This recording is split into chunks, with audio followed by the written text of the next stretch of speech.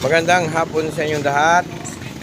Iyan po ang mga riders ng Pinugay. Riders ng pangbundok. Yan, dito po sila nag-lunch sa Aegis Paris House. Ayan po. Kita niyo sir. Ma'am, ang ganda ng mga motor. Ang ganda, ang lilinis sobra. Yan. Yan. Pero natutuwa ako kasi siyempre kahit pa paano. Yan, tangkilik nila ang Aegis Paris House. Ayan po. O, wala na naman pagkain. Naubos na. Marami na. Nakaka-18 na kaming food pan na naubos mula kaninang umaga.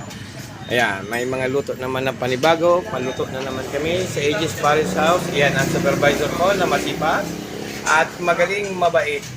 Yan. Yan ang mga staff ng Aegis Paris House. Yan, masisipag. Walang problema kayo dyan. Ayan na. Ayan, yan. Yan sila, yan.